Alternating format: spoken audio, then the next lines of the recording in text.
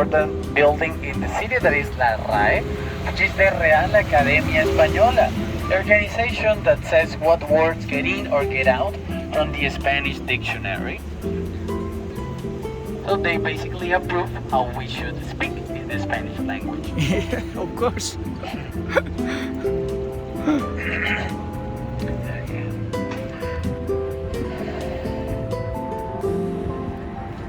But you can speak English, I mean, your second language, right? You consider it? Yeah, actually yes, because it was the first language besides Spanish that I learned. That they already know German, because usually the German people, they learn really fast and really well the English language. Actually, they come from the same origins. The young people speak English. Yeah. That's why. It's more a globalized situation. Right. There used to be a time here when the dictator Franco, he didn't let the people speak a different language than Spanish. Only Spanish. Only Spanish, and even every district, any state here in Spain, some of them, they have their own languages, but they weren't allowed to do it. Guys, on your left side, the Neptune Fountain. And the Neptune Fountain is where the older soccer team, the Atlético de Madrid, celebrate their victory. Whoa. But they don't use it a lot. Museums in the city, like Prado Museum that we have already passed in front of you, the Thyssen Museum, that is the private museum for modern art. Inside of the place you will find like more than 500 years of history inside of the place. And it's one of the biggest collections of art by a private museum. Oh, government owned. Sorry? Government owned. No. It's just a private museum by the family. Yeah, by the family Thyssen. Oh. That's why it got its name. Okay. Guys, and this is the Las Cortes Square. That is Las Cortes Square. You're gonna find the Westin Palace and the Ultra Plus Insurance Company, and it got the prize in the 20th century for being the best house ever built in Madrid.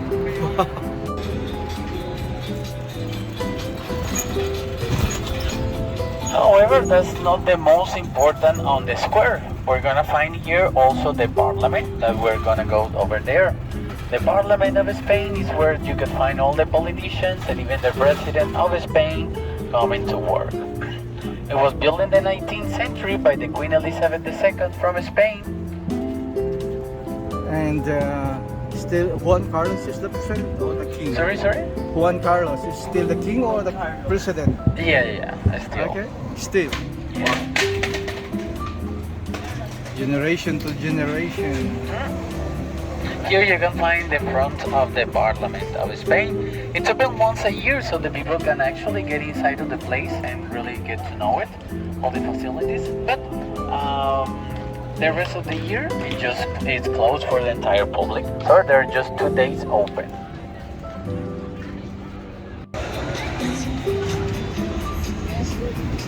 Favorite neighborhood in the city?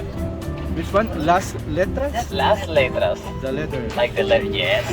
So, as you can see, the architecture starts to change. The streets are becoming really small, and the places you will find it that are made of rocks or bricks or some things like that. That happens because this area was built in the 14th, 15th, 16th century.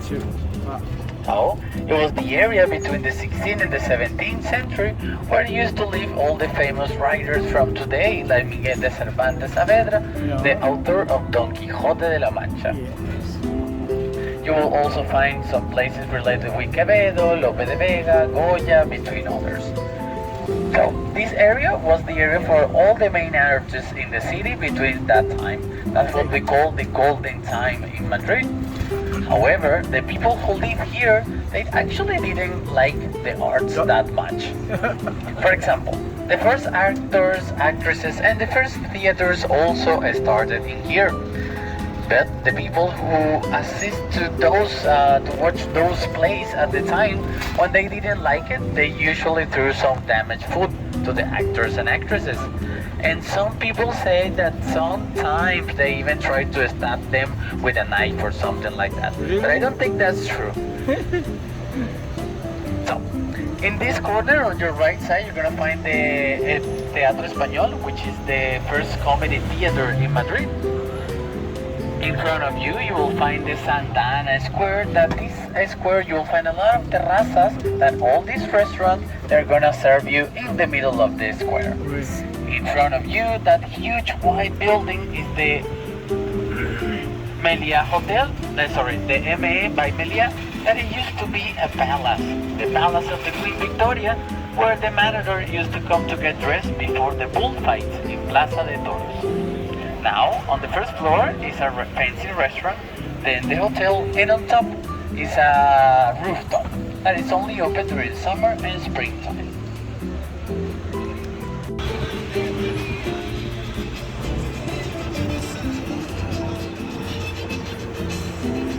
Well, now we're gonna go to the Jacinto Benavente Square. That is where you could find a lot of restaurants around this square, but most important, churros with chocolate there on your right side, which is something typical here in Madrid. So you'll find a lot of cafeterias like this one selling churros with chocolate. That's something really typical that happens during the winter time. Okay. Now in the left side, when we pass all these trees, you're gonna see the Teatro Calderón, which is a beautiful theater with a neoclassical style, and it's next to the Lavapiés neighborhood. That is an area for immigrants, mostly from India and from Africa. Okay.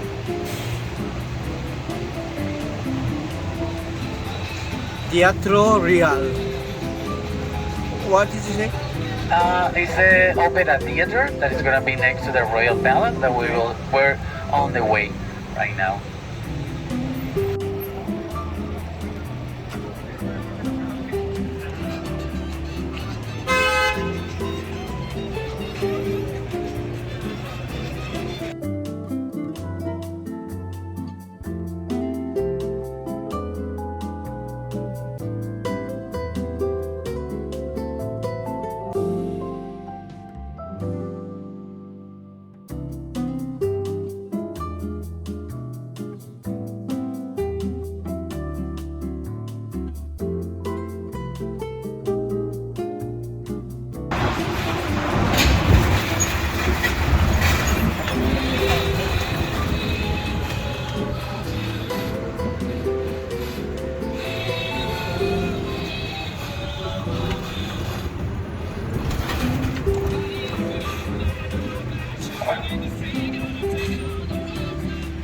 Well guys, this is the Plaza Mayor square that is the main square in the city. And on your left side, you will find one of the main entrances to the square. It was made of wooden and it was called the Plaza Arrabal. Okay. And it was the place for the main activities in the city. Even the one that they were good and the one that not so much, like cutting people's heads off and burning witches, were allowed in Plaza Mayor. On your right side, you're gonna find the San Miguel Market. Now the San Miguel Market was built in the 20th century, so it's really new actually. And as you can see, it's a lot of tourism inside of there. It's the most popular market in the city. It's a modern market. Yes. However, it got a lot of influence of its style from the Eiffel Tower, actually. On the left side, all these restaurants used to be real caves where the Spanish used to hide during the Civil War. Wow. Now, all these restaurants, they try to conserve a little bit of the essence of those caves on the inside and the outside. Also, they have like really good prices. If you're looking for flamenco shows, you can also find it on this street on your left side, El Tablado del Flamenco de la Quimera. And if you're looking for the oldest restaurant in Madrid, you can also find it in here. Restaurant Sobrino de Botín, built in the 1729. On the window, you can see a replica of how it looks on the inside of the place. It's not only famous because of being the oldest one, but also for the cochinillo, like the baby pork. Usually, when it's well done, The baby pork, usually they cut it with a plate, not a knife. Oh. Yeah, it's a tradition in here. Wow. Just be careful because you can screw your pants or your clothes.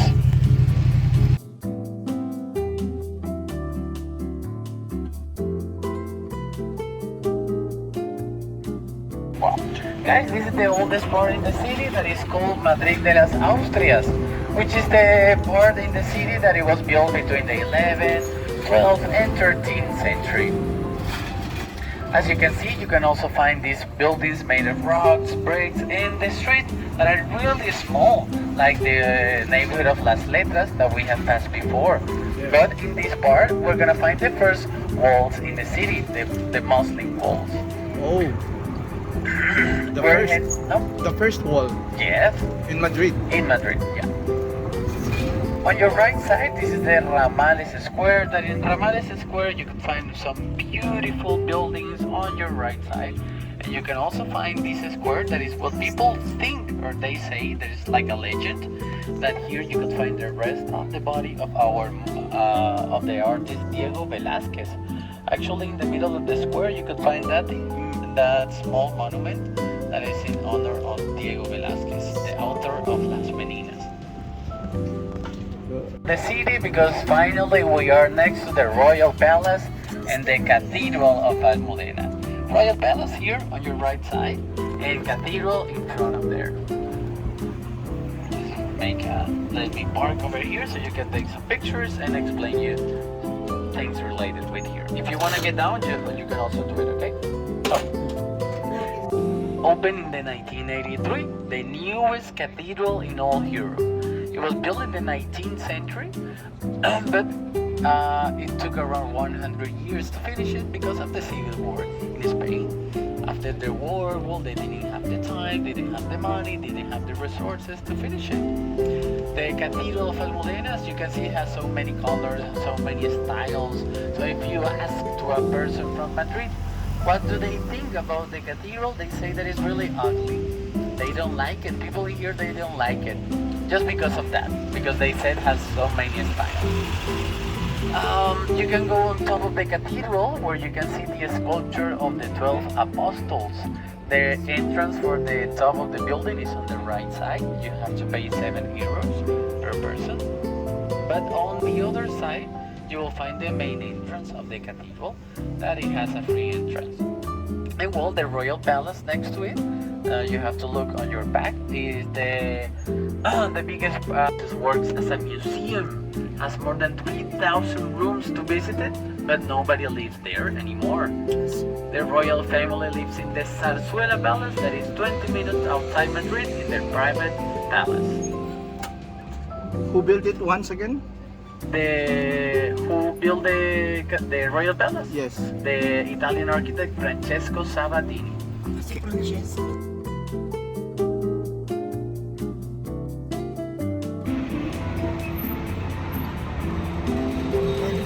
Tapas. People come here looking also for paella, but no, Madrid is not for paella. Barcelona, I think so. Paella, no? No, Valencia mostly. Valencia? Yeah, you will find there a lot of it. There's more culture over there for Valencia. paellas. Yeah.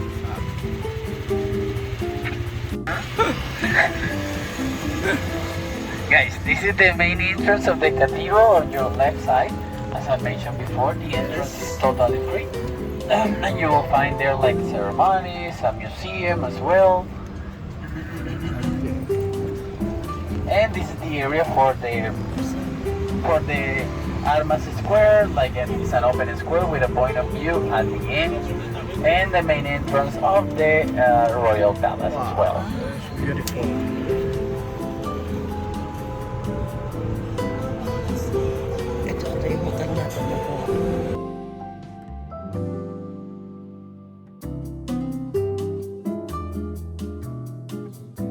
Is the Plaza de Oriente's garden, that the Royal Palace has 3 gardens next to it. Plaza de Oriente, Sabatini Garden, like the Italian architect, and the Campo del Moro Garden, which is the biggest garden next to the Royal Palace. So, Plaza Oriente, you will find more like the sculptures related with the kings in the whole history of Spain. And also the fact that it wasn't like that all the time. Remember that I mentioned that the people in here, they didn't care that much about culture and art. Well, that happens the same with the Opera Theater. The Opera Theater was actually falling apart, and the government has to invest a lot of money just to keep it up, the entire building, just to keep it together. Otherwise, the whole building was just like falling apart all the time, and nobody was attending to the opera concerts, which is different from today because a lot of people even they buy tickets for the whole season Want to of see the opera. opera. Yeah. With the second square, that is where you could find the Opera Theater and Teatro Real, which is this great building in front of us. If you take a look on your right side, you will see another point of view of the Royal Palace through the Opera Theater and the Plaza Oriente's garden.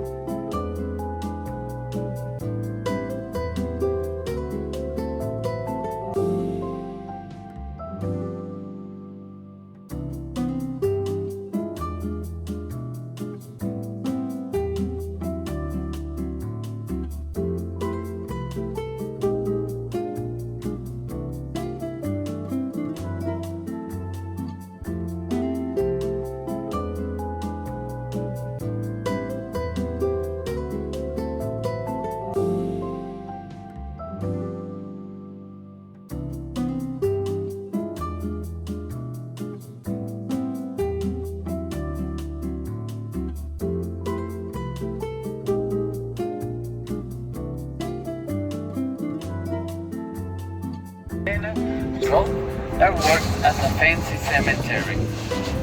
For being buried in here, you have to pay around 14,000 euros, but the entrance for the living people is totally free. The largest park in Madrid with 2,000 hectares of distance. Full of green. Yeah, you can go there using the teleferic, that is just 5 euros per person, from the park of El Oeste. And if you take a look on your left side, you will have a nice view of the other side of the crypt of the cathedral. That I remember that I mentioned that on top of the building you will see the sculpture of the 12 apostles.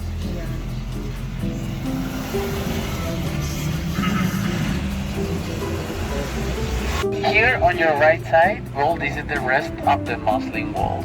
Oh. As I mentioned, we're building here in the 11th century, when Madrid was actually called Madrid.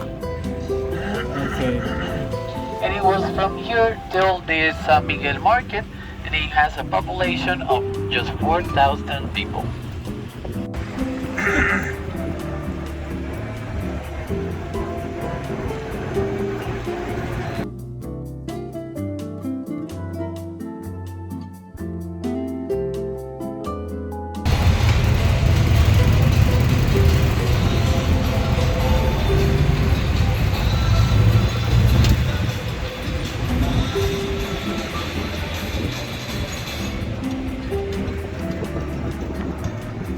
Well guys, on your left side, this is the España Square.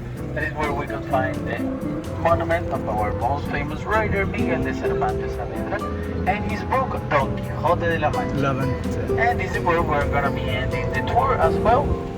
You are gonna want to finish next to the where I pick you up, or here in the Hotel Rio, or this area is okay? Maybe here is good.